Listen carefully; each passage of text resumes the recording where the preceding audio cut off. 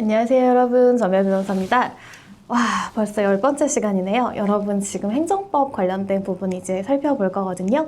행정법은 사실 저랑 좀 연관 관계가 깊다고 해야 될까요? 왜냐하면 노동사건에서 상당 부분에 이제 특히 부당해고 관련된 부분이라든지 여러 가지 부분에서 행정 관련된 소송이 많이 진행이 돼요. 그래서 이 부분은 좀 친숙하기도 한데요. 네, 사실 처음에 딱 이렇게 우리가 행정법을 접할 때는 조금 낯설다라는 생각을 하기도 해요. 왜냐하면 일반적으로 우리가 뭐 사법이라든지 그러니까 민사상 관계라든지 혹은 형사 관련된 부분들은요 많이 접할 수가 있어요. 그러니까 뭐 매체든지 여러 군데에서. 그런데 행정이라고 하면 뭔가 조금 나랑 관계 없는 거 아닌가? 뭔가 공법적인 작용인 것 같고 공무원들과의 관계인 것 같아서 조금 어렵거나 뭐 그렇게 일반적으로 일어나는 일은 아니지 않을까? 라고 생각할 수도 있는데요. 사실 그렇지는 않거든요. 그래서 이번 시간에는 행정법의 개념에 대해서 한번 살펴보도록 하고요. 그리고 관련된 이제 자료들이라든지 혹은 판례들을 통해서 조금 더 행정법의 개념에 더 다가서는 그런 시간을 한번 가져보도록 하겠습니다. 자, 그러면 첫 번째 사례인데요. 사실 대법원에서 굉장히 최근에 선고했던 사례이거든요. 그 영업 양도 후에 이제 음식점을 신축한 경우에요. 그러니까 양수를 받았겠죠. 영업 양수를 받아가지고 음식점을 신축하셨는데 그럴 때 신고를 어떤 면적을 기준으로 해야 되느냐. 그리고 예전에는 면적이 허가 기준이 아니었는데 뭐 나중에 변경되고 그러니까 그 영업을 양수 받은 이후에 신고의 대상에 이제 면적이 포함됐다면 신고를 꼭 해야 되냐. 뭐 이런 부분이 문제가 되거든요. 같이 한번 볼게요. 자, 대법원 2020년 3월 26일 선고 2019두 38830 판결이에요. 자, 이 쟁점은요. 최초 음식점을 개업할 당시 이제 A라는 분이 개업을 하셨는데 그때는 음식점의 면적의 신고 대상이 아니었어요. 허가 대상도 아니었거든요. 그런데 타인에게 음식점을 양도할 당시에는 면적에 대한 신고 의무가 이제 신설이 된 거예요. 그래서 양수를 받으신 분은 이 양수 받을 당시에는 면적을 신고해야 되는 그 법이 이제 통과가 된 거죠. 그랬을 때 이 신고 면적 기준은 과연 어떤 당시를 봐야 되냐. 그러니까 예를 들어 최초의 영업을 시작할 때를 기준으로 봐야 될 것이냐 아니면 내가 양수를 받은 그 당시를 기준으로 봐야 될 것이냐인데요. 조금 더 자세하게 설명을 해볼게요. 자, A라는 분이요. 1972년에 음식점을 개업을 하게 돼요. 이때 이제 우리가 개업하려고 하면은 일반 음식점으로 영업 허가를 받았어야 했는데요. 당시에는, 그러니까 1972년에는 영업장에 관한 면적 있죠. 이건 허가사항이 아니었던 거예요. 그러니까 당연히 신고도 안 했겠죠. 그 이후에 일반 음식점의 규제가 이제 신설이 되면서 영업 신고제로 변경이 되었거든요. 그리고 2003년에 영업장 면적이 드디어 신고사항으로 되는 거죠. 그러니까 72년은 아니었지만 2003년에 면적의 신고사항이 되었어요. 그리고 B가 2015년에 굉장히 또 한참 뒤죠. 신고사항이 된 뒤 그 한참 뒤에 A로부터 음식점 건물하고요. 영업을 전부 양수를 받게 돼요. 그래서 본인이 이제 이걸 경영을 하시려고 한 다음에 영업자 지위 승계 신고라는 걸 하거든요. 그러니까 이제 이 영업자는 A가 아니고 나다. 내가 여기 운영할 거고 관련된 모든 것들을 내가 사가지고 말하자면 쉽게 말하자면 이 권리를 전부 사가지고 내가 경영할 거다라는 신고를 한 거예요. 그리고 나서 B가 건물을 철거한 다음에 이 자리에 신축을 해요. 그리고 음식점을 이제 영업을 하게 됩니다. 이럴 때 담당하는 C가 있을 거잖아요. 관할하는 이 C에서는 2017년에 시정명령을 내려요. 왜냐하면 영업장 면적이 그 1972년에 이제 최초 허가된 면적 있죠. 이 당시에 이 허가됐던 면적보다 증가하였음에도 불구하고 B가 신고하지 않았다라는 문제가 있기 때문에 이거 시정해야 된다라고 시정명령을 이제 내린 거죠. 근데 B가 거기에 대해서 이제 반발하면서 소를 제기하시게 되었어요. 왜냐면 A가 그러니까 제일 처음 이제 1972년에 음식점 여셨던 그분, 그 A가 영업 허가를 받을 당시에는 면적이 허가 대상이 아니었기 때문에 양수인인 나도 그 권리를 산 나도 면적 변경을 신고할 의무가 없다. 그것은 나에게 주어진 의무가 아니기 때문에 당신들이 나에게 시정명령한 건 잘못된 거다. 라는 취지로 이제 소를 제기하셨어요. 자, 어떻게 됐을까요? 자, 법원에서는 결론적으로는요, 이 사건 시정명령은 적법하다라고 판단을 했어요.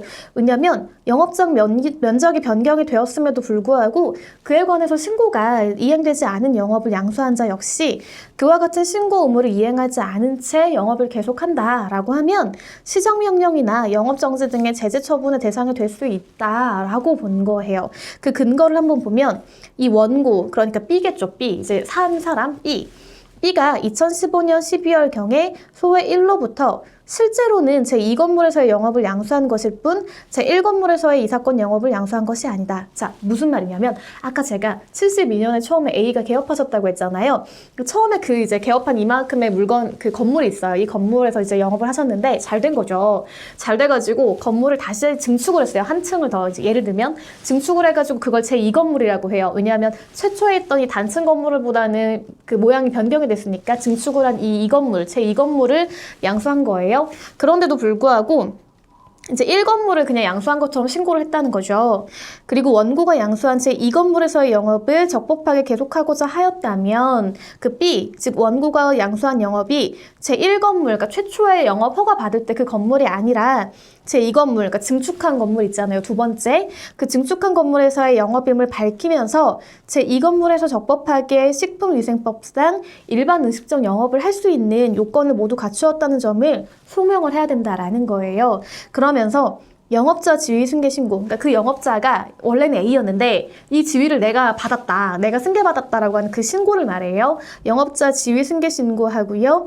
영업장 소재지 및 영업장 면적 변경 신고를 모두 했어야 된다. 그러니까 영업장 면적도 당연히 변경됐을 거잖아요. 신축을 했으니까. 그런데 그것도 하지 않았고, 그리고 피고의 신고 수리를 통해서, 여기서 피고는 이제 행정청을 말해요. 행정청이 신고 수리해주는 주체니까. 그 행위를 통해서 제2건물에서 적법하게 영업할 수 있는 지위를 설정을 받았어야 한다. 그러니까 쉽게 말하자면 B는 최초에 이제 이 영업을 위해서 이 건물 권리를 살 때요. 그 권리에 관한 영업자의 지위를 승계를 할 때 이 건물에 대한 것을 내가 한 거지 최초의 건물, 즉 단층 건물에 대해서 한 건 아니니까 그 증축했다는 그 내용을 다 신고를 해야 된다라는 취지인 거예요. 그러니까 신고 자체를 처음부터 잘못했다라는 취지인 거죠. 그리고 2015년 12월 10일 영업자 지위 승계 신고 및 영업소 명칭 변경 신고를 통해서 제1건물에서 이 사건 영업을 계속할 수 있는 지위를 획득하긴 했잖아요. 그러니까 최초에 이제 이렇게 신고하면서 2016년 5월경부터 제3건물, 즉 아까 철거하고 다시 지었다고 했잖아요. 신축한 이 제3건물에서 일반 음식점 영업을 시작함으로써 영업장 소재지와 영업장 면적을 변경하고서도 이를 피고에게 신고하지 않은 거예요. 그러니까 이제 법원은 명확하게 이제 판단을 한 거죠. 무조건 신축을 했든 증축을 했든 변경이 있다라고 하면 당연히 신고를 해야 된다라는 취지예요. 그럼에도 불구하고 그 원고는 식품위생법의 변경 신고 의무를 이행하지 아니하였다. 그렇기 때문에 당연히 원고는 행위를 하지 않았으니 시정명령의 대상이 될 수 있는 거 아니냐라는 논리인 거예요. 그런데도 1심이나 2심 같은 경우는 이제 그럴 의무가 없다라고 판시를 했거든요. 그것은 잘못되었다라는 거죠. 그렇기 때문에 대법원에서는 시정명령은 이유가 있으니까 취소할 수 없다라고 판단을 했다는 거예요.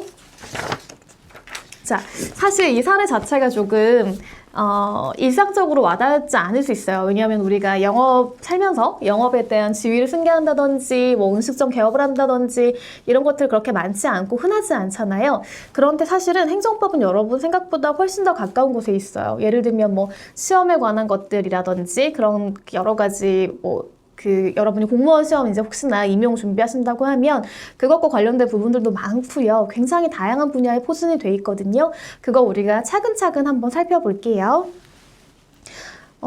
사실 행정법은 그 법대생들도 마찬가지예요. 안 그러신 분들도 꽤 있겠지만 일반적으로는 조금 어렵다 혹은 조금 난해하다. 왜냐하면 명확한 법전이 좀 없기 때문에 그런 느낌을 받을 수가 있어요. 알면 그렇지 않은데 처음에는 잘 모르기 때문에 그럴 수가 있거든요.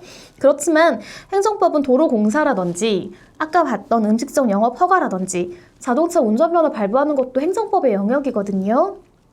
그리고 공무원 임용과 같이 우리 생활 속에서 이루어지고 있는 행정기관하고요, 국민 간 법률 관계를 규율하는 법이다 라고 이해하시면 조금 이해가 편하실 수 있어요. 그러니까 이처럼 생활 속에서 가까이 느낄 수가 있고요. 학문적으로 어떻게 보는지 한번 잠깐 볼게요.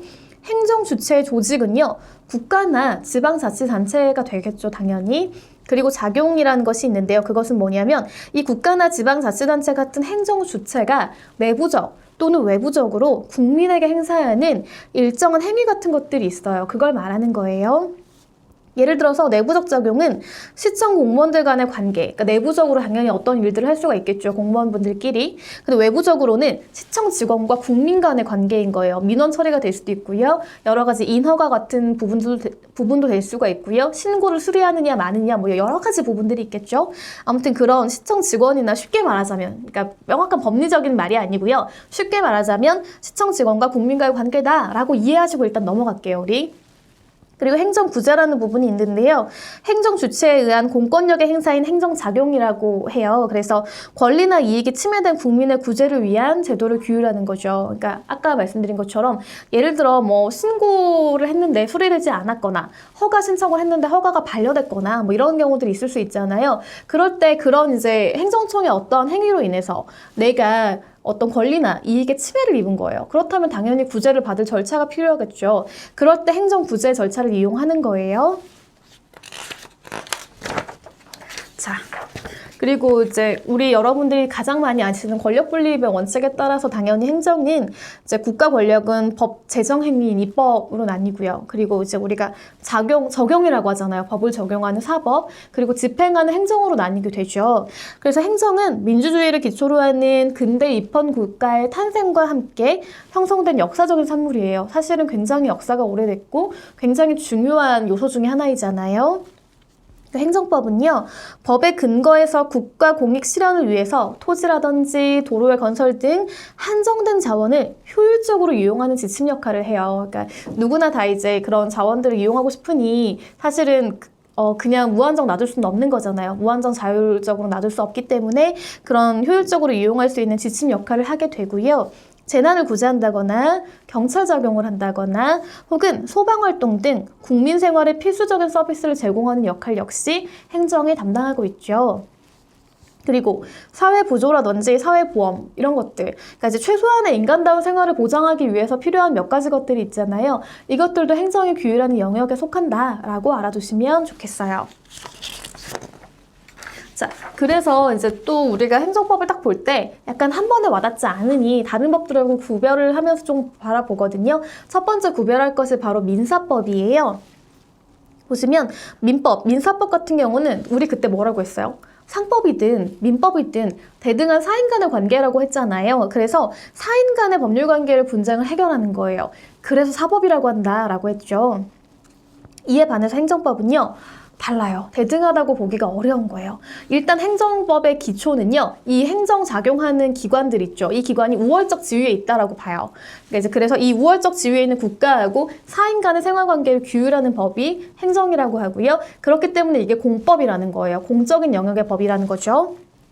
그래서 민사법 같은 경우는 대등한 사인 간의 법률 관계에 대한 분쟁을 해소하는 거기 때문에 당연히 사적 자치가 이제 우선시 되겠죠. 그렇지만 행정은 어때요? 우월적 지위에 있는 이제 국가기관과 국민과의 관계이기 때문에 아무래도 공공복리가 좀 더 중요시 되겠죠. 이렇게 중요하게 생각할 수 있는 것들이 좀 다른 거예요. 그 외에도 한번 보면 그 적용 법규나 절차는요, 민사법 같은 경우는 당연히 민사소송법, 민법 이런 게 적용이 될 거고요. 행정법은 행정소송법, 행정심판법 같은 법들이 이제 적용이 될 거예요. 그리고 강제집행은요, 민사집행법에 따라 진행이 돼요. 민사 같은 경우에는. 그렇지만 행정은 행정대집행법이라는 법이 따로 있어요. 그러니까 행정에 관한 집행을 아예 별개로 규율하고 있거든요. 그리고 손해배상도 마찬가지인데요. 민사법은 그냥 민법에 따르면 돼요. 민법의 손해배상 그 규정들이 있잖아요. 그것에 따라서 우리가 청구를 할 수가 있는 반면에 행정법은 일단은 국가 권력하고 관련된 일이기 때문에 국가배상법에 따르게 돼요. 이제 이런 것들 뭐 세부적으로 들어간다면 조금 더 살펴봐야겠지만 일단 큰 틀에서는 이런 차이가 있다. 민법하고 행정은 이렇게 구분이 되는구나 라고 알아두시고 일단 넘어갈게요. 자, 그 다음에 우리 또 중요한 거 형법하고도 구분 한번 해봐야겠죠. 여러분, 형법 기억나세요? 형법이 우리가 사법이라고 했어요? 공법이라고 했어요? 공법이었잖아요. 그죠? 그렇지만 그러니까 그거에 대해서는 약간의 어떤 공통점이 있지만 또 차이점도 꽤 크거든요. 한번 볼게요.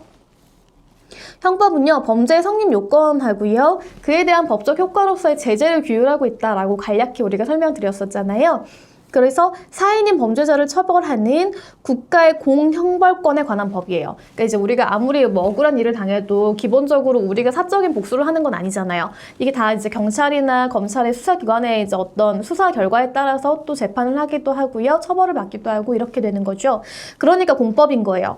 그런 부분에서는 행정법하고 동일하다는 거죠. 그렇지만 형법은 형법전이라는 단일한 법전이 존재하잖아요. 우리 그때 봤잖아요. 행정법 어떨 것 같아요? 여러분, 행정법이라는 혹시 법전 보신 적 있으세요?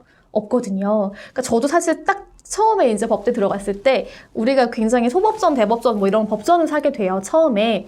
근데 행정법이 없는 거예요. 그래서 행정법은 뭐지? 약간 이렇게 어디서 봐야 되죠? 이렇게 고민스러웠던 지점이 있었는데 그렇게 행정법이라는 단일의 법전은 없고요. 다만 굉장히 다양한 이름으로 이제 행정에 관한 법률이 규정이 되어 있거든요. 그러니까 행정에 관한 국내 공법, 즉 국가나 공공단체 등 행정주체 기관, 조직, 권한 및 그 상호관계에 관한 법이나 행정주체와 사인 간의 공법상 법률관계를 규율하는 법. 그러니까 아까 말씀드린 것처럼 공공복리에 관한 법들이라든지 어떤 공적인 영역을 규율하는 법이라면 이 행정법에 다 포섭이 되거든요. 예를 들면 행정소송법, 행정심판법 같은 것들이 있고요. 지방자치법도 당연히 여기 들어가고요. 국가공무원법, 정부조직법, 식품위생법, 국민기초생활보장법, 국토의 계획 및 이용에 관한 법률, 건축법. 여기 보시면 허가사항 같은 것들이 되게 많이 나오거든요. 그러니까 이것들 보면은 사실은 어떤 국가에 관한 허가나 신고 같은 것들이 이루어지지 않고서는 그러니까 더 앞으로 나아갈 수 없는 행위들이 굉장히 많아요. 그렇기 때문에 여기에도 행정이라는 요소가 포함되어 있다라고 보고 넓은 의미에서는 행정법 영역에 포함된다라고 보고 있는 거예요. 자, 그렇다면 이런 행정법의 특수성은 뭘까? 몇 가지가 있거든요. 첫 번째가 형식상 특수성인데요. 방금 말씀드린 거예요. 단일의 법전이 존재하지 않아요. 굉장히 다수의 법령 형태로 존재하기 때문에 때로는 공부하기 조금 까다로운 부분들이 있어요. 왜냐하면 그냥 시험의 영역으로만 좀 접근을 한다면 범위가 너무 넓은 거죠. 대체 어디까지 내가 공부를 해야 이 행정법 공부를 끝냈다고 말할 수 있을까? 사실 그게 굉장히 어렵죠. 그래서 이제 그런 범위를 확정하고 내가 어디까지는 명확히 알아야 행정법에 대해 살펴볼 수 있고 그 이후에는 개별 법령들을 검색해서 살펴보는 것만으로도 내가 행정사건을 해결할 수 있다라는 그런 어떻게 보면 일종의 자신감? 이나 혹은 무기가 갖춰지기 전까지는 좀 많은 공부를 해야 되는 영역이기도 해요. 이제 그런 부분들이 있고요.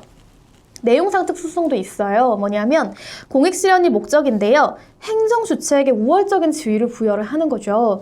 그래서 국민에게 강제력 있는 명령을 하도록 할 수 있는 거예요. 그러니까 이제 좀 안타깝고 지금 저희가 계속 코로나19 때문에 이렇게 온라인으로 할 수밖에 없잖아요. 그러면서 여러 가지 많이 들어보셨죠. 뭐 이렇게 집합 금지라든지 여러 가지 명령 같은 것들 막 많이 나오잖아요. 그런 부분들이 바로 여기에 속하는 것이거든요. 이렇게 막 감염병에 관한 막 내용들이 갑자기 막 이렇게 수없이 발생을 할 때, 그럴 때는 어쩔 수 없이 강제력을 부여해야 되는 부분들이 있을 수밖에 없잖아요. 그럴 때 국민에게 강제력 있는 명령을 하도록 할 수 있다라는 거예요. 그 목적은 뭐라고요? 공익실현이라는 거예요. 그리고 행정활동이 위법하더라도 당연 무효가 아닌 한 권한 있는 행정기관에 의해서 이루어진 행정행위는요, 취소가 있을 때에는 유효한 공정력을 부여해요. 그러니까 이제 예를 들어 우리가 어떤 법률 행위를 할 때요, 행정청이 그 기준을 잘못 제시할 수도 있고요. 뭔가 아무튼 문제가 생길 수 있어요. 그걸 우리가 하자라고 하거든요. 어떤 행위를 할 때 하자가 발생을 해요. 그런데 이게 너무 치명적이고 본질적인 부분을 막 건드리고 해서 당연히 무효가 되어야 되는 행위들이 몇 가지가 있어요. 그게 아니라고 하고 단순히 취소 사유라고 하면 그것을 설령 여러 가지 이제 뭐 국민의 기본권을 제한하고 이득을 침해한다고 하더라도 일단은 유효하게 인정하자라는 것들이 공정력이에요. 예를 들면요, 행정청이 사인에게 부과한 과태료가 너무 많아요. 그러니까 기준을 완전 잘못 설정한 거예요. 그래서 위법해요. 그렇다 하더라도 그 위법함이 중대 명백한 당연 무효 사유, 아까 제가 말씀드린 그런 사유가 아닌 취소 사유에 해당하는 경우에는요, 그 행위가요, 취소되기 전까지는 사인은 과태료 부담 의무를 져요. 어떻게 보면 조금 되게 부당하게 느껴질 수 있는 부분이지만 행정의 특성상 이런 공정력을 인정할 수밖에 없다라는 점. 그렇기 때문에 이거 유효하게 인정하기 때문에 구제 절차를 별도로 마련하고 있다라는 이 점을 이해하시고 넘어가시면 좋겠습니다. 자, 그리고 법치행정의 원리가 있어요. 이거 정말 중요하거든요. 왜냐하면 행정청이요, 이제 그 우월적 지위를 부여하기 때문에 어느 정도의 제재나 제한도 있어야 될 거잖아요. 그것들을 이제 이 법치행정 원리를 통해서 이루어지고 있는데요. 행정주체의 공권력의 행사는요, 법에 근거해서 법의 범위 내에서 이루어져야 돼요. 당연하겠죠. 왜냐하면은 어떤 강제력 부여하는 행위들도 굉장히 많기 때문에 그렇거든요. 그렇지만 광범위한 재량권은 인정은 하고 있어요. 왜 그럴까요? 행정국가 형상이라고 하는데요. 사실 아까 저희가 간단히 법령 몇 개 말씀드렸잖아요. 근데 이게 그거는 정말 일각에 불과해요. 그러니까 행정활동이 요구되는 분야가 굉장히 많고요. 이 행정국가 현상이 더 심화되면서 곳곳에서 행정활동이 요구되는 분야가 점점 더 크게 확대되고 있거든요. 그래서 전문성이나 기술성을 확보하는 게 너무너무 중요한 일이 돼버린 거예요. 효율적으로 공익을 실현하기 위한 목적으로 재량권을 인정해야 된다라는 목소리가 높아지고 있다는 거죠. 그것 때문에. 그리고 실제 소송에서도요, 이런 경우 진짜 많아요. 행정청이 어떤 행위를 했는데 이걸 취소해 주세요 라는 청구를 하면 굉장히 높은 확률로 행정청에서는 이거 재량권이고요. 나는 재량권 일탈남용한 적이 없어요. 그러니까 이거 취소되어서는 안 되는 행위예요. 라고 답을 하기 마련이거든요. 이처럼 재량권의 일탈남용이 있었는지 여부가 주된 쟁점이 되는 경우가 많아요. 제가 지금 뒤에서요, 한약 조제 시험 불합격 처분 취소와 관련된 재량 행위에 대해 좀 살펴볼 건데, 이걸 보시면은 재량 행위가 이거구나, 일탈남용을 판단하는 기준은 이거구나 라고 조금 더 쉽게 이해하실 수 있을 것 같아요. 같이 한번 보실게요. 자, 이게 사실 우리가 지금 여러분들도 아마 되게 익숙하셨을 것 같은데, 그 시험 볼 때요, 책형 선택하잖아요. A, B, 가나 뭐 이런 식으로. 그래서 당연히 자기 책형을 확인을 하고 그 책형에 맞게 마킹을 하고 풀어야 되잖아요. 근데 예전에 이게 익숙하지 않을 때에는요, 최초에 도입됐을 때는 책형 선택 잘못하신 분들이 꽤 있었어요. 그래서 문제 다 풀었는데 책형을요, 예를 들어서 가형에 체크해야 되는데 나형에 체크한 거예요. 그럼 어떻게 돼요? 다 날아가잖아요.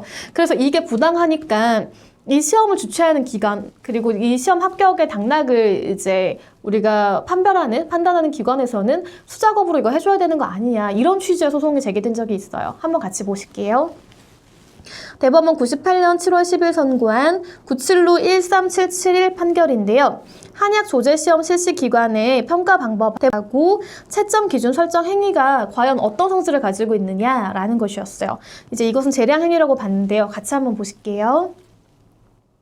당해 한약 조제 시험은 약사법이 개정되면서 의약분업의 시행을 위한 근거가 마련되고 한약 조제를 담당할 한약사 제도가 신설된 적이 있어요. 그죠? 되게 사실 의약분업 굉장히 옛날 얘기긴 하지만 어쨌든 굉장히 중요한 케이스니까 같이 한번 볼게요.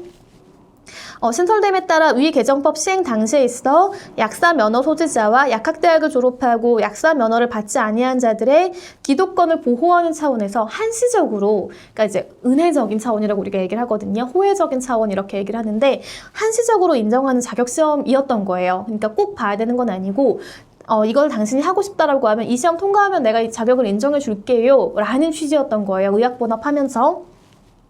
그 시험 과목이나 공고 절차, 합격 기준을 대통령령으로 정하고 있어요. 그렇기 때문에 평가 방법이나 채점 기준의 설정은 이 시험 실시기관이요, 시험의 목적이나 내용 등을 고려하면서요, 관계법령에 정하는 범위 내에서 자유롭게 정하는 재량행위라는 거예요. 그러니까 법령의 범위 안에 있다라면 자유롭게 어느 정도 인정을 해준다는 거죠. 그 자율권을.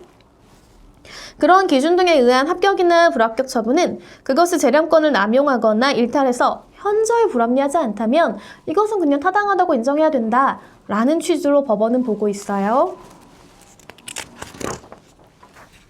자, 그리고 아까 말씀드린 그 컴퓨터 채점 방식 OMR 카드 있잖아요. 그거 말씀드리는 건데요. 컴퓨터 채점 방식의 답안 카드 표기에 관한 주의사항을 충분히 고지를 했음에도 불구하고 책형을 잘못 기재해서 성적 불량으로 불합격 처리가 된 경우에 시험 행정청이 실제 책형을 확인하여 수작업에 의한 채점 결과를 토대로 합격 여부를 결정해야 하는지 여부 한번 보시겠어요? 밑에 부분을.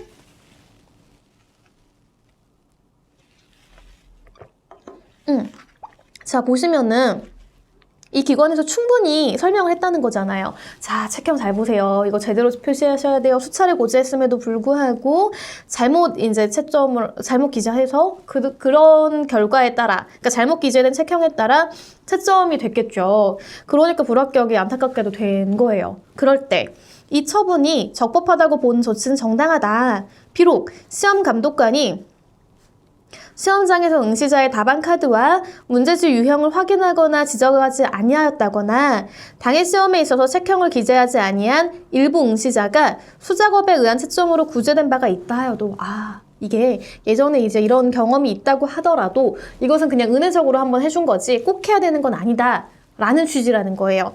위 시험의 목적이나 내용, 그 평가 방법, 채점 기준, 오류의 객관적인 명백성의 정도나 내용 등에 비추어 보면 이런 응시자가 주장한 사유만으로 꼭 이제 그 수작업으로 해가지고 구제해줘야 되는 건 아니다 라는 취지로 판결했어요. 그러니까 이게 재량권의 범위 내에 있고 이것이 재량권에 일탈했다거나 남용한 부분이 아니기 때문에 적법하다. 불합격 처분은 취소될 수 없다 라는 결론이라는 거예요.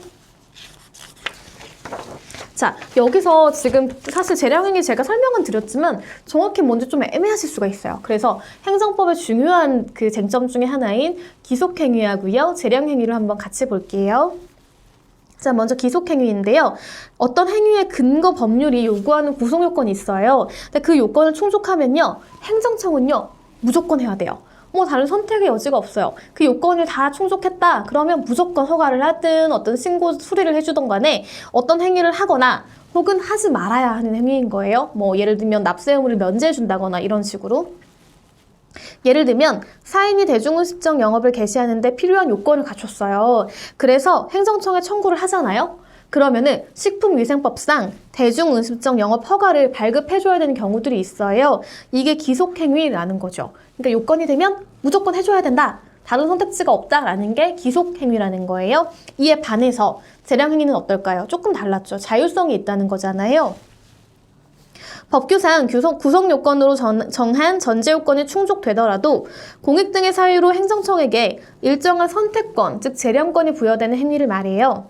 예를 들면 이제 다수의 택시 운송면허 있잖아요. 이 신청을 하시는 분들이 많은 거죠. 그럴 때 행정청이 행정사무처리 기준으로 규정한 운전 경력 인정 방법 등이 있어요. 몇 가지가. 이걸 근거로 재량권의 범위 내에서 이제 선택을 할 수가 있는 거죠. 그러니까 예를 들면 신청자 전부에 대해 면허를 발급해 줄 수도 있고요. 아니면 자기들이 요건을 보고 나름대로 내부에서 정한 기준에 따라서 어떤 분에게는 면허를 발급해 주고 어떤 분에게는 면허를 발급해 주지 않고 이런 것들도 가능하다라는 거예요. 이게 바로 재량행위라는 것이고 자율성이 있다라고 인정되는 부분이라는 거예요. 알아만 두세요. 자, 그렇다면 이제 법원에서는요. 재량행위라든지 기속행위를 어떻게 판단하고 있을까? 이 판단 기준도 우리가 보고 넘어가야겠죠. 대법원 2004두 6181 판결인데요. 행정행위를 기속행위하고 재량행위로 구분하는 경우에는요. 양자에 대한 사법심사는 즉 기속행위, 전자니까 기속행위의 경우에는요. 법규에 대한 원칙적인 기속성으로 인해서 법원이 사실 인정과 관련된 법규의 해석, 적용을 통해서 일정한 결론을 도출하는 거죠. 그러니까 그냥 넣어보는 거, 공식처럼 약간 A를 넣어봤어요. 법에다가. 그랬더니 B라더라. 무조건 해줘야 된다거나 아니면 해주지 말아야 된다거나 이런 결론이 나오는 거잖아요. 이 결론에 비추어서 행정청이 한 판단의 적법 여부, 예를 들어 이제 우리가 공식에 넣어봤더니 어떤 허가를 해야 된다라는 결론이 나왔는데 허가해주지 않아요. 그럼 위법한 거잖아요. 이런 걸 얘기하거든요. 그렇지만 재량행위의 경우는 좀 달라요. 행정청의 재량에 기한 공익 판단의 여지를 감안해서 법원은 독자의 결론을 도출함이 없이 당해 행위의 재량권에 일탈남용이 있는지 여부만을 심사하게 되는 거죠. 그리고 이러한 재량권의 일탈남용 여부에 대한 심사는 사실 오인이라든지 비례, 평등의 원칙 위배 등을 그 판단 대상으로 하는 거예요. 그러니까 이제 예를 들어서 어떤 이 행정청이 자율성은 있긴 있어요. 사실관계를 잘못 판단했을 수 있잖아요. 그렇다면 이거는 재량권 인정해주면 안 되는 거죠. 잘못한 거니까. 그런 부분을 얘기하는 거예요. 그리고 이제 어떤 그 침해되는 이익하고 공익을 비교 형량했는데 공익은 그렇게 크지 않은데 침해된 게 너무 큰 거예요. 이 사람한테는 너무 이분에게는 침해되는 이익이 좀 지대하고 굉장히 많은 손실을 입게 된다. 그렇다고 하면 이것도 재량권을 일탈남용했다라고 볼 수 있다는 거예요. 자, 그렇다면 재량권의 일탈 남용을 인정한 사례를 한번 같이 볼게요. 93루 5635 판결인데요.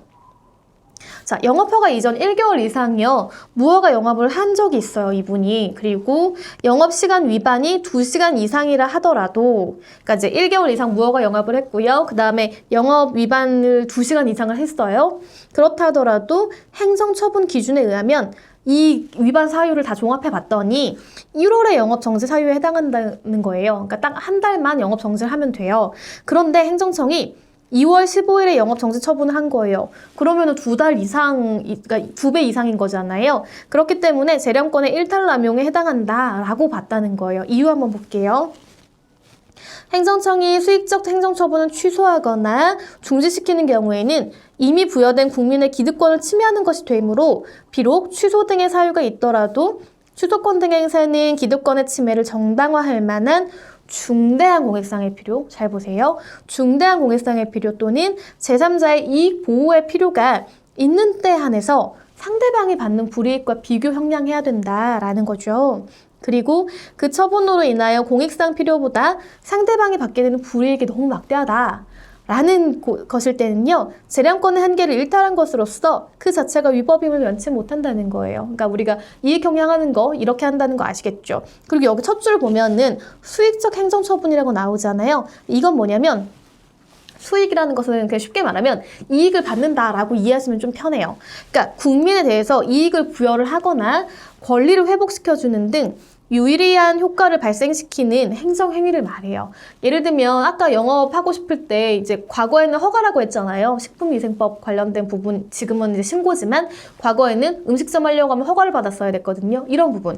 이제 영업 허가를 내주면 어떤 권리를 인정해주는 셈이 되는 거잖아요. 그러니까 수익적인 행위다라고 볼 수 있는 거예요. 자, 그렇다면 부정한 사례도 분명히 있을 거예요. 행정청은 잘한 거야, 잘못하지 않았어 라고 판단한 사례는 뭐가 있는지 같이 한번 볼게요. 97루 17216 판결이고요. 운전면허 취소에 있어서의 행정청의 재량행위 기준이라는 것이에요. 자, 운전면허 취소예요. 오늘날 자동차가 급증하고 자동차 운전면허도 대량으로 발급되어서 교통상황이 날로 혼잡해지고 있다. 그리고 교통법규를 엄격히 지켜야 할 필요성은 더욱 커지고 있다. 맞는 얘기겠죠? 그렇기 때문에 교통법규를 위반하거나 교통사고를 일으킨 자에 대한 운전면허에 대해서 당국이 행하는 운전면허 정지처분과 같은 행정처분은 교통상 모든 위험과 장애를 방지하거나 제거하여 안전하고 원활한 그런 교통을 확보하기 위한 필수적인 법적 제재를 할 것이다. 그러니까 이거 어때요? 이거는 되게 필수적이기 때문에 당연히 실효성이 확보가 돼야 되겠죠. 그냥 명목상으로 예를 들어 뭐 이렇게 위반 행위를 하면 나는 취소하지 않을 거야, 취소할 거야, 정지할 거야라고 했지만 실제로 법 집행이 이루어지지 않아서 면허가 취소되지 않는다거나 정지되지 않으면 어떨 것 같아요? 아무래도 뭐 위반 행위 많이 하시겠죠. 뭐 음주운전 하실 수도 있는 거고 무면허 운전 하실 수도 있는 거고 이러면 큰일 나잖아요. 그러니까 이런 행위를 방지하기 위해서 당연히 실효성이 확보되어야 한다라는 거예요. 운전면허 정지 처분 기간 중 운전 행위를 한 것은 위와 같은 목적의 당국의 처분을 정면으로 위반해서 처분의 실효성을 소멸시키는 거예요. 그렇겠죠. 그와 같은 행위자에 대한 운전면허 취소에 있어서는 아까 말씀드린 수익적 행정행위, 뭔가 허가해준다는 그런 이득을 주는 행위보다는 그 취소로 인하여 입게 될 당사자의 불이익보다는 이를 방지하여야 하는 일반 예방적 측면이 더 강하다는 거죠. 그러니까 이제 우리가 일반 예방, 우리 형법에서 배웠잖아요. 전 국민을 예를 들자면 전 국민을 대상으로 이런 행위 해서는 안 돼요 라고 하는 것들, 그런 효과를 기대하는 게 일반 예방이라고 했잖아요. 자, 그래서 운전면허 정지 처분 기간 중에 운전을 한 승용자에 대해서는 이 처분 취소하는 것이 재량권을 일탈한 것이냐, 남용한 것이냐, 뭐 이런 것들에 대한 판단 기준을 한번 볼게요. 운전면허 정지 처분 기간 중에 운전 행위를 방지할 공익상의 필요에 비추어 본다면은 자기 소유의 승용차를 운전한 약품 영업사원이 운전면허를 정지당하게 된 경위라든지 위 운전의 동기, 당해 처분으로 위 영업사원이 입게 될 경제적 불이익 등을 감안한다고 하더라도 지방경찰청장의 위 영업사원에 대한 당해 운전면허 취소 처분으로 달성하고자 하는 공익 목적이 위 영업사원이 이로 인해 입게 될 불이익보다 결코 가볍다고 볼 수 없다. 그러니까 무슨 말이냐면 보통 이제 우리가 운전면허 정지나 취소 같은 경우들이 있잖아요. 그런데 항상 문제가 되는 건 이런 거예요. 일반인들 당연히 불편하시겠죠. 그쵸? 운전면허 내가 운전해가지고 출퇴근하는데 뭐 집도 멀고 예를 들면은 뭐 그 교통 그런 대중교통도 굉장히 멀리 있어요. 그러면 일단은 출근하는 것 자체가 문제가 되니까 그런 부분은 있어요. 그런데 심지어 이것들을 업으로 하시는 분들이 있어요. 그러니까 이 영업을 하려면 차가 꼭 필요하신 분들이 있다거나 이럴 수 있잖아요. 그러면 이분에 대한 운전면허 취소가 과연 정당한지에 대해 조금 더 한 번 더 살펴보는 그런 것들이 있거든요. 이제 그 부분을 조금 얘기를 하고 계시는 거예요. 그리고 이분이 이제 실제로 이 운전면허가 이제 정지가 되거나 취소가 되어서 운전을 못하게 된다면 영업에 막대한 경제적 손실을 입는다라고 분명히 주장을 했을 거예요. 그러니까 이런 부분들을 지금 얘기를 하신 거거든요. 그렇다고 하더라도 이 공익적 목적인 거죠. 그러니까 이제 이 운전면허 취소 처분으로 달성하고자 하는 공익 목적이 위 영업사원이 입게 될 불이익보다 가볍다고 볼 수 없다는 거예요. 그러니까 사회 전체적으로 이런 차량에 관한 사고가 엄청난 결과를 초래하기 때문에 그것들을 가벼이 볼 수 없고 결국은 이분이 입는 불이익보다는 공익을 더 우선시해야 된다라는 취지의 판결인 거죠. 네, 그래서 운전면허 정지 처분 기간 중 운전을 한 승용차의 운전사의 운전면허를 취소한 처분은 재량권을 일탈남용한 것이 아니다, 정당하다라고 봤어요. 사실관계 조금 더 볼게요. 왜 이렇게 판결이 나왔는지. 기록에 따르면요, 이 원고, 그러니까 취소된 이분은요, 92년 12월 3일에 혈중 알코올 농도 0.11%의 주취 상태, 그러니까 이제 음주 상태인 거죠. 술을 많이 취하셔가지고 운전하시다가 적발돼서 같은 달 9일에 운전면허 취소 처분을 받은 전력도 있어요. 그러니까 이분이 단순하게 한 번 실수하신 게 아니고 이전에도 음주운전이나 무면허 운전 같은 전력이 좀 있었다는 거예요. 이제 법원은 그런 것들도 굉장히 중요한 요소로 고려하고 있다는 점 같이 알아두시면 좋겠어요. 자, 그리고 그 다음에 이제 또 행정에서 중요하게 보는 것들이 어떤 개념이 있냐면요. 통치행위라는 것이에요. 통치행위는 고도의 정치성을 가지는 국가기관의 행위라고 보여요. 그러니까 우리가 보이는 게 아니고 그렇게 말을 해요.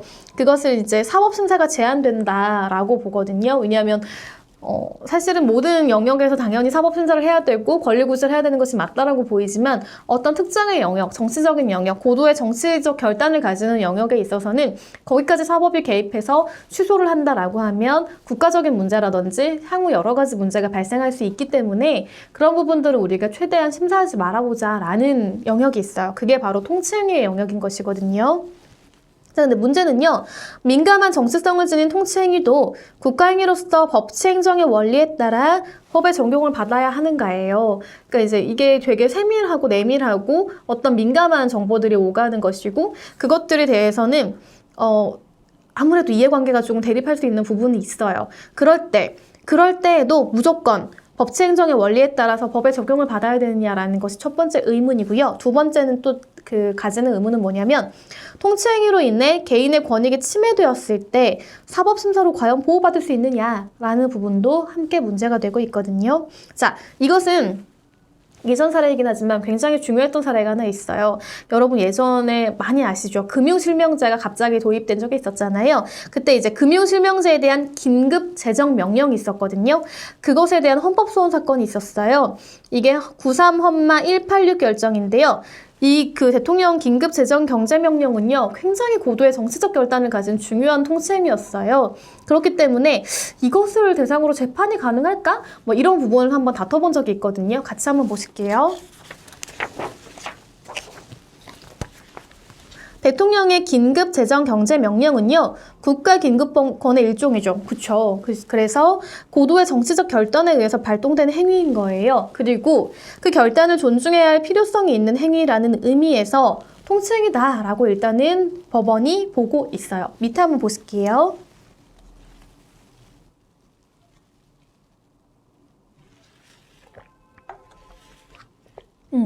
보시면 여기 통치행위를 포함해서 모든 국가 적용은요, 국민의 기본적 가치를 실현하기 위한 수단이다. 그러니까 이게 한계라는 거예요, 한계. 그러니까 무조건 다 인정되는 것이 아니고요, 국민의 기본권적 가치를 실현하기 위한 수단으로서만 기능해야 된다라는 부분인 거예요.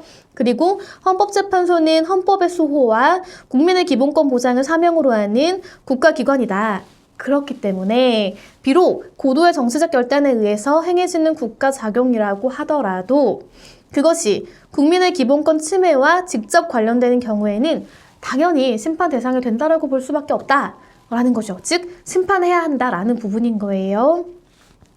긴급 재정 경제 명령은요, 정상적인 재정 운용이나 경제 운용이 불가능한 중대한 재정이나 경제상의 위기가 현실적으로 발생한 경우에 해요. 그러니까 이제 사실 제가 이제 밑에 요건을 읽어볼 건데요. 이거 굉장히 중요한 행위였거든요. 그렇기 때문에 이제 그 요건이 굉장히 까다로워요. 그 요건도 우리 같이 한번 알아볼게요. 자, 현실적으로 발생해야 되니까 이런 위기가 발생할 우려가 있다는 이유만으로 사전적이라든지 예방적으로 발할 수는 없는 거예요. 그리고 긴급한 조치가 필요함에도 국회 폐회 등으로 국회가 현실적으로 집회될 수 없는 상황이어야 해요. 그리고 국회 집회를 기다리면 그 목적을 달성할 수 없는 경우들이 있어요. 그러니까 이제 빨리빨리 신속하게 막 처리해가지고 확 한 번에 제도를 변경한다거나 할 필요가 있는데 국회를 기다린다면 뭐 굉장히 소중하고 중요한 역할을 하는 국회이지만 너무 오래 걸릴 수 있다는 거예요. 그러면 시기를 놓치면 이 공익상 중대한 목적을 잃을 가능성이 굉장히 높다는 거예요. 그런 얘기하는 거예요. 그럴 때에는 이를 사후적으로 수습함으로써 기존 질서를 유지하거나 회복하기 위해서 위기의 직접적 원인을 제거해 필수 불가결한 최소 한도 내에서 헌법이 정한 절차에 따라 행사되어야 한다라는 거예요. 그러니까 이제 이렇게 어떤 긴급 재정명령 같은 고도의 정치적 결단이 있다라고 하더라도 인정하는 범위는 요건이 이렇고 또 이제 인정하는 그 한계 있잖아요. 한계는 어디까지인가에 대해서 법원이 이렇게 상세하게, 굉장히 상세하게 규정하고 있다는 점 알아두시면 좋겠어요. 자, 그리고 법치행정인데요. 당연히 모든 국가의 작용은 법에 따라 이루어져야 된다라고 아까 말씀을 드렸잖아요. 자, 봅시다. 행정은요, 법률을 바탕으로 해서 법률에 따라 행해줘야 되는 의미라는 걸 아까 말씀을 드렸잖아요. 이제 제가 행정법 제일 먼저 할 때 보통 이제 오토마이어라는 학자분이 계시는데 이분 얘기가 이제 가장 먼저 나오거든요. 그래서 물론 다른 이제 분들 얘기도 나오지만 제가 굉장히 인상적으로 많이 들었던 분이어가지고, 왜냐하면 너무 행정법 교수님이 설명을 많이 해주셔가지고 아마 법대생들은 이분 좀 이름이 익숙하지 않을까 싶어요. 네, 법치행정 원리를 법률의 지배라는 개념 아래에서 그 내용을 법규 창조력, 법률의 우위, 법률의 유보로 보는 이제 이런 학설을 이제 주장을 하시는 분이시거든요. 근데 법률의 법규 창조력은 뭐냐면 국민의 대표 기관인 국회만 국민을 구속하는 규범인 법규를 만들 수 있음을 전제로, 그죠? 그러니까 이제 사실은 법은 국민을 어떻게 보면 규율하는 것이기 때문에 당연히 국민이 선출한 국민의 대표기관이 국회에서 해야 된다라는 거예요. 이 전제로 국민의 대표기관인 국회가 만든 법률이라는 명칭을 가진 국가의사만이 국민을 구속한다. 그래서 결국은 국민을 구속할 수 있는 것은 국민 스스로가 선택한 그런 의회, 국회에 따라서 만들어진 법률의 적용에 따라 가능하다라고 그냥 이해하시면 좋겠어요. 법률 우위의 원칙은 뭐냐면요. 정당한 합헌적 절차로 제정된 법률은요. 헌법 이외의 모든 국가의사에 우월하다라는 거예요. 그러니까 이제 우리가 그때 왜 지난번에 제가 잠깐 설명드렸던 기억이 나는데 모든 법률의 가장 위에는 뭐 헌법이잖아요. 그 밑에 이제 여러 가지 법률들이 있잖아요. 그렇기 때문에 그 합헌적 절차로 제정된 법률은요. 헌법 이외에는 모든 국가의사에 우월하다라고 보시는 거죠. 그게 법률 우위의 원칙이라는 거예요.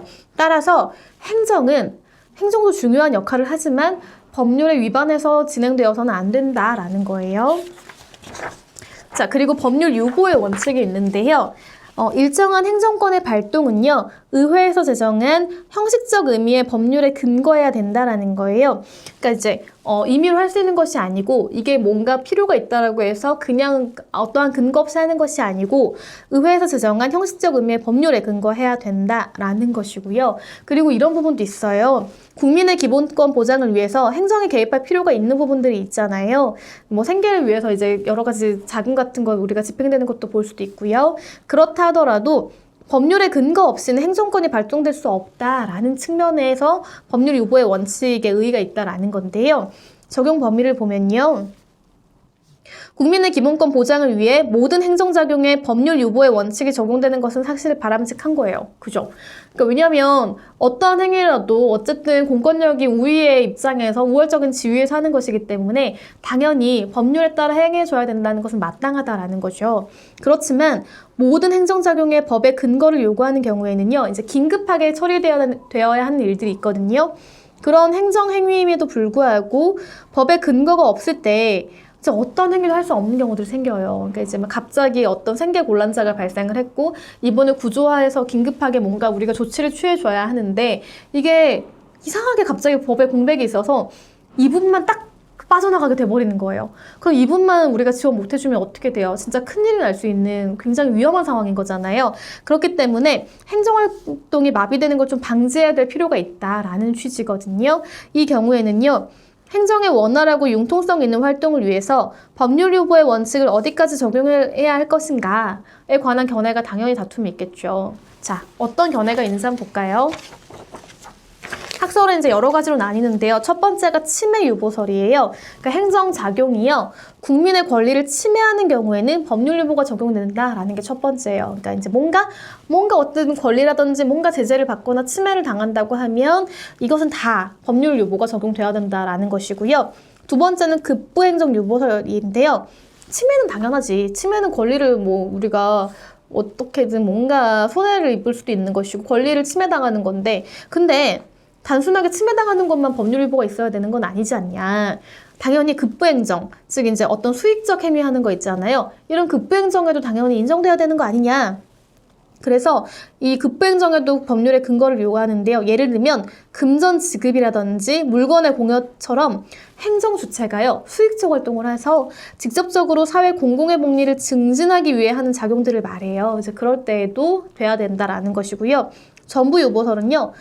뭘 그런 거 구분해. 당연한 건데 행정은 법에 따라야지. 그러니까 모든 행정작용에 적용해야 돼 라고 이해하시면 돼요. 그리고 중요사항 유보설이 있는데요. 그건 뭐냐면 행정작용 중에서요. 다는 못해. 우리가 다 할 수는 없어. 그렇지만 국민에게 영향을 미치는 중요하고 본질적인 사항에 법률의 근거가 있으면 되는 거야 라고 하는 게 중요사항 유보설인 거예요. 자, 그렇다면 헌법재판소는 뭐라고 보고 있을까요? 2006 헌바 70 결정인데요. 헌법은 법치주의를 그 기본 원리의 하나로 하고 있고요. 법치주의는 행정작용에 국회가 제정한 형식적 법률의 근거가 요청된다는 법률 유보를 핵심적 내용으로 하고 있다라고 보고 있어요.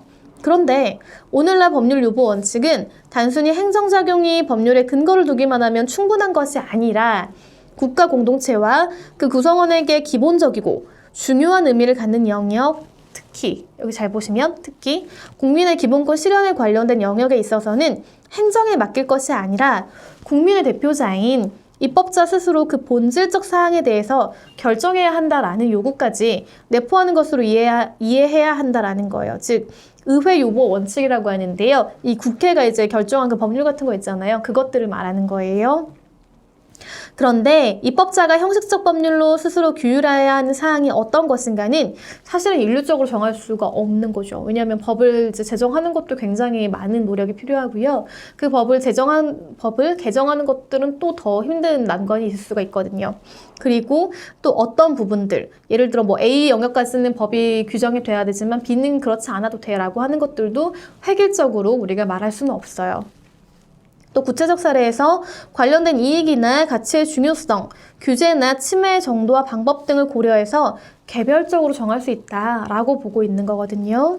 그렇지만 적어도 헌법상 보장된 국민의 자유나 권리를 제한할 때에는 그 제한의 본질적인 사항에 관한 한 입법자가 법률로서 스스로 규율해야 한다라고 보고 있는 거죠. 마찬가지로 이 중요한 사항, 기본권에 관한 본질적 영역에 관해서는 적어도 입법이 되어 있어야 한다라고 보고 있다는 거예요.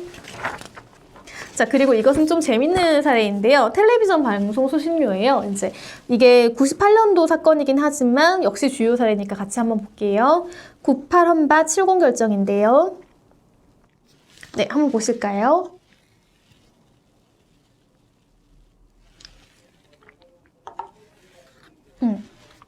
여기 보시면은 텔레비전 방송 수신료의 금액에 대해서 국회가 스스로 결정하거나 결정에 관여함이 없이 한국방송공사로 하여금 결정하도록 한 법이요. 법률 유보 원칙에 위반되는지인데요. 이 당시에 위반된다라고 봤어요. 왜냐하면 어쨌든 간에 국민에 관한 부분, 권리에 관한 부분들이 있는 것이고 그것에 대해서 어떠한 한계도 제대로 하지 않고 국회에서 어떠한 입법도 두지 않은 채 그냥 무조건 한국방송공사가 결정하도록 한 것은 잘못됐다라는 판결이었다는 거예요. 이유가 뭔지 한번 같이 볼까요? 오늘날 법률유보의 원칙은 단순히 행정작용이 법률에 근거를 두기만 하면 충분한 것이 아니고 국가 공동체와 구성원에게 기본적이고 중요한 의미를 갖는 영역, 특히 국민의 기본권 실현과 관련된 영역에 있어서는 국민의 대표자인 입법자가 그 본질적 사항에 대해서 스스로 결정해야 한다라는 요구까지 내포하고 있다. 즉 의회유보 원칙을 다시 한번 설명했어요. 그런데 텔레비전 방송 수신료는요. 대다수 국민의 재산권 보장의 측면이나 한국방송공사에게 보장된 방송 자유의 측면에서 국민의 기본권 실현에 관련된 영역에 속한다라는 거죠. 그죠? 그리고 수신료 금액의 결정은요. 납부 의무자의 범위 등과 함께 수신료에 관한 본질적인 중요한 사항이라는 거예요. 그렇기 때문에 국회가 결정해야 된다라는 거예요. 그런데 어땠어요? 이거 국회가 결정 안 했잖아요. 전혀 이제 국회 결정이나 관여를 정해두지 않았고요. 한국방송공사로 하여금 수신료 금액을 결정해서 문화관광부 장관의 승인을 얻도록 한 것이기 때문에 국회 관여가 없었다. 그래서 법률유보의 원칙에 위반된다라고 판단했다는 거 알아두세요. 자, 오늘은 이제 여기까지 이렇게 살펴봤고요. 저희가 행정사건을 계속 할 거잖아요. 근데 사실 행정법에 굉장히 주요한 부분들 노동 영역이기도 하고 해서 제가 지금 약간 구조를 고민하고 있는데 노동법 사례들 사실 여러분 일상에 조금 더 친숙한 부분들이 많아요. 그래서 노동법을 가지고 이제 행정과 같이 연결을 해서 어차피 다음 파트 또 노동이기도 하니까요. 그렇게 할 것인지 아니면 조금 별개로 갈 것인지는 제가 조금 더 고민해보고 여러분께 더 도움이 되는 여러분이 행정법에 대한 이해를 더 편하게 하실 수 있고 여러분 삶에도 좀 적용할 수 있는 그런 부분들을 제가 좀 더 선별을 해가지고 다음 강의에 한번 찾아뵙도록 하겠습니다. 여러분 그리고 지금 아시겠지만 조금 더 집단 감염의 우려가 있잖아요. 그래서 어떻게 보면 안타깝긴 하지만 이렇게 온라인으로 여러분을 만나 뵙게 되는 게 조금 더 안전할 수 있겠다는 생각이 들기는 해요. 그러니까 여러분 다시 혹시 우리가 만날 수 있을지는 잘 모르겠지만 어쨌든 건강 정말 조심하시고요. 최대한 또 이렇게 편안하고 건강한 5월을 보내실 수 있기를 제가 바라고 있겠습니다. 고생 많으셨고요, 여러분. 다음 주에 만나겠습니다. 감사합니다.